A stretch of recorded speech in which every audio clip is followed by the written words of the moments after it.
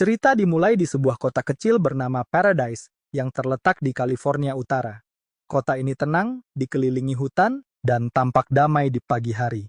Di sanalah seorang sopir bus sekolah bernama Kevin menjalani hari-harinya. Seperti biasa, ia mengantar anak-anak sekolah pulang ke rumah mereka satu persatu dengan penuh kesabaran. You're welcome. Clifton Road dropped. Over. Setelah menyelesaikan tugasnya, Kevin kembali ke pangkalan untuk melapor pada atasannya, seorang perempuan yang akrab dipanggil Ibu Bos. Di tengah kesibukannya, sang Ibu Bos terlihat stres karena masalah keuangan yang menumpuk. Foreman says you're behind on maintenance. That's your responsibility. Hey there, it's Ruby Dunn. Kevin memanfaatkan kesempatan itu untuk meminta tambahan jam kerja. Ia berharap bisa menambah penghasilan agar kebutuhan keluarganya terpenuhi. If anything comes up, I'll let you know. Richard, I'm so sorry. Okay. Permintaannya tak langsung dijawab, tapi Kevin tetap berusaha bersikap sopan dan tenang. Kehidupan Kevin sendiri tak bisa dibilang mudah. Ia telah lama bercerai dari istrinya yang memilih pria lain dengan kondisi ekonomi lebih mapan. Kini, Kevin tinggal bersama ibunya yang sudah tua dan putranya yang beranjak remaja bernama Shaun.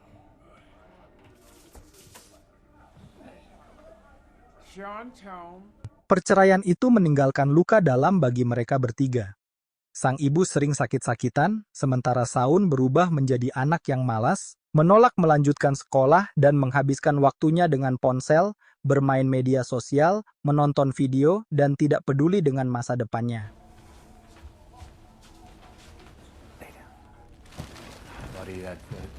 Kevin yang lelah bekerja setiap hari mencoba menasihati anaknya dengan sabar, namun perdebatan di antara keduanya tak bisa dihindari.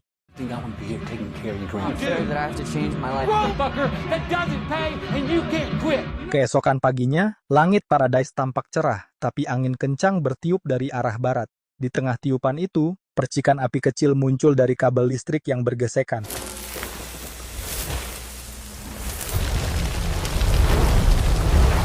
Dalam waktu singkat, api mulai membesar dan membakar rerumputan kering di sekitar perbukitan. Petugas pemadam kebakaran menerima laporan dari sistem pengawasan dan segera dikerahkan ke lokasi. Namun, angin yang kuat membuat api menjalar lebih cepat dari perkiraan.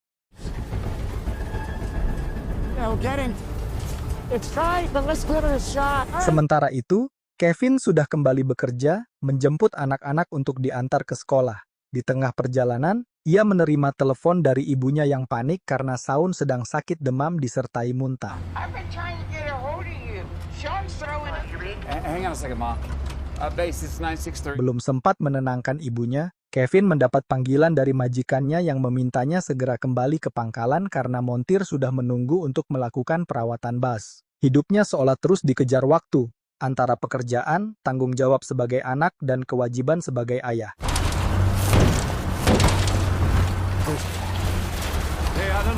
Dalam perjalanan, Kevin masih sempat berhenti di apotek untuk membeli obat bagi putranya.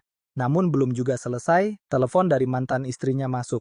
Suaranya marah, menuduh Kevin sebagai ayah yang tidak bertanggung jawab karena tidak segera pulang untuk merawat Shaun. Ia bahkan mengancam akan mengambil hak asuh anak mereka jika Kevin tidak berubah.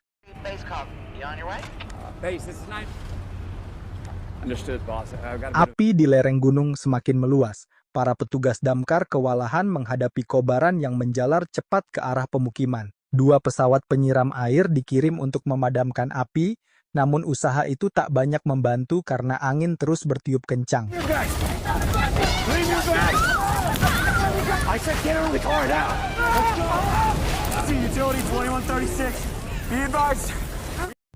Di tengah situasi itu, seorang petugas di lapangan melaporkan bahwa api telah mencapai kawasan perumahan. Ia memilih bertahan di sana untuk mengevakuasi warga daripada menyelamatkan diri sendiri. Beberapa dari mereka terpaksa berlindung di sungai, berharap air bisa melindungi mereka dari panas dan asap.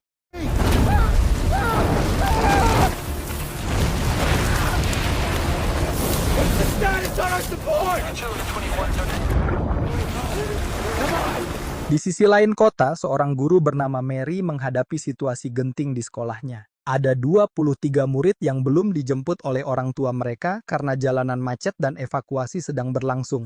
Have parents who work out of town and the parents will never get here in time. What do we do? Okay. Echo. Dengan cemas, Mary menghubungi majikan Kevin berharap ada satu bus sekolah yang masih bisa digunakan untuk mengevakuasi murid-murid itu. Dari semua sopir yang tersisa, hanya Kevin yang masih berada di jalan dan belum kembali ke pangkalan. I'm not doing this right now, Len. I'm not going to sit here and go over all the ways. Don't make me say it, Kevin. No, go ahead. Say it. Say it. Dalam situasi mendesak itu, Kevin dihadapkan pada pilihan sulit, pulang ke rumah untuk mengurus anaknya yang sakit, atau menyelamatkan 23 anak lain yang terjebak di sekolah. You hear me, buddy? The Chico Depot. Repeat the evacuation. Meski hatinya berat, Kevin memutuskan untuk menjemput para murid. Ia tahu bahwa waktu sangat berharga dan setiap menit bisa menentukan hidup atau mati.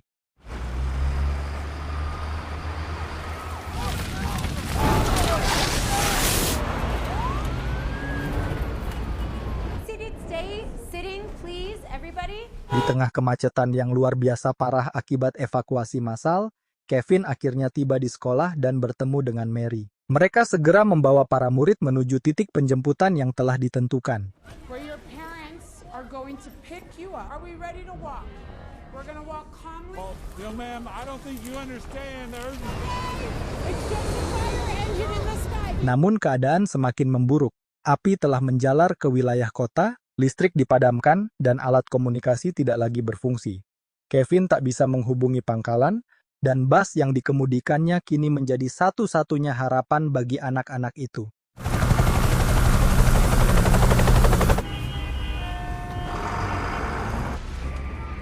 Let me know if you're getting this. Over. Melihat jalan utama tertutup, ia memutuskan mengambil jalur alternatif melewati perbukitan.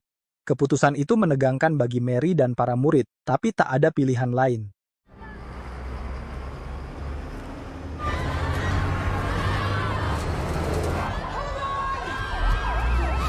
Sementara di pangkalan, majikan Kevin yang masih mencoba menghubungi Kevin akhirnya mendengar kabar buruk. Api sudah mendekati area tersebut dan mereka semua harus segera dievakuasi. When will we see our parents? Do you want to sit up front? Do not drop those kids off. Just take them and come to... Kota Paradise kini diselimuti asap tebal seperti malam hari. Di jalanan, kendaraan saling berdesakan dan situasi semakin kacau. Di tengah kepanikan itu, Kevin terus berjuang mengendalikan bus. Ia turun dari kendaraan untuk membantu petugas mengatur lalu lintas agar busnya bisa lewat. Setiap detik terasa menegangkan, tapi ia tetap fokus. Mary, take a seat. Parents, those people got priority. The main fire is over there. I am Back in your car, sir. Get back in your car. Setelah berhasil keluar dari kemacetan, mereka hampir mencapai titik tujuan. Namun, tempat penjemputan yang dituju, sebuah sekolah dasar, ternyata sudah habis dilalap api.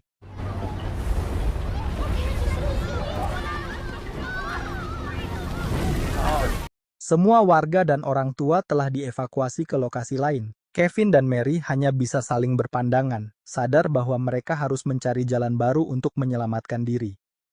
And then we can come back for our kids. Now? What's wrong with it? Are you okay? Api kini membakar dari segala arah. Kabel listrik putus dan jatuh ke jalan, menghalangi rute yang mereka lalui. Para penjarah muncul di tengah kekacauan, memanfaatkan situasi untuk merampas kendaraan. Kevin berhasil menghindar dan terus melaju hingga menemukan sebuah pom bensin kecil.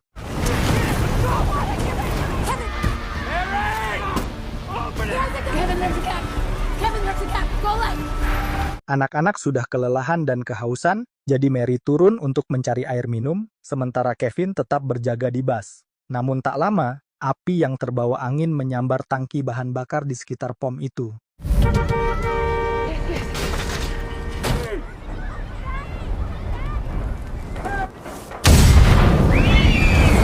Ledakan besar terjadi, dan Kevin harus bertindak cepat untuk menyelamatkan semua orang. Ia mengemudi dengan kecepatan tinggi, menerobos jalur berapi di kanan dan kiri, hingga akhirnya berhasil keluar dari zona paling berbahaya. This is the exit. This takes us to row.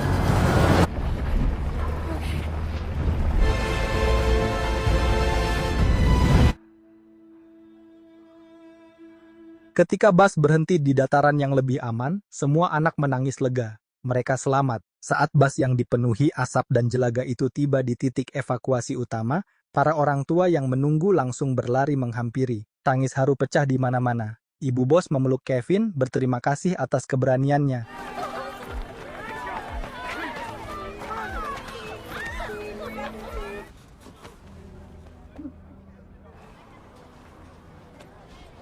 Namun kebahagiaan itu belum lengkap. Kevin masih harus mencari ibunya dan Shaun. Setelah berkeliling mencari di antara para pengungsi, ia akhirnya menemukan sang ibu yang berhasil diselamatkan oleh tetangga, tapi Shaun tidak bersamanya. Ibu Kevin mengatakan bahwa anaknya memilih tinggal bersama sang ibu, mantan istrinya. Meski kecewa, Kevin mencoba menerima kenyataan itu dengan ikhlas. It's for the best. Ketika api akhirnya padam, Kevin kembali ke bekas rumahnya yang kini hanya tersisa puing dan abu. Di tempat itulah dulu ia membesarkan Shaun, menyimpan tawa, dan kenangan masa lalu. Sekarang semuanya hilang. Namun di balik kehilangan itu, ia masih bersyukur karena hidupnya dan nyawa anak-anak di bus berhasil diselamatkan.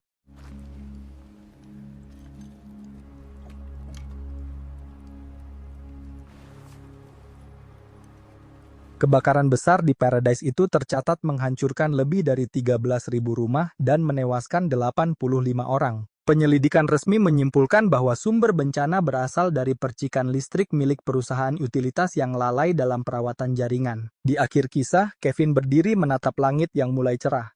Meski kehilangan banyak hal, ia tahu bahwa harapan masih ada. Dalam setiap tragedi, selalu ada kesempatan untuk bangkit dan memperbaiki segalanya. Karena terkadang, bencana bukan datang dari alam, melainkan dari kelalaian manusia itu sendiri.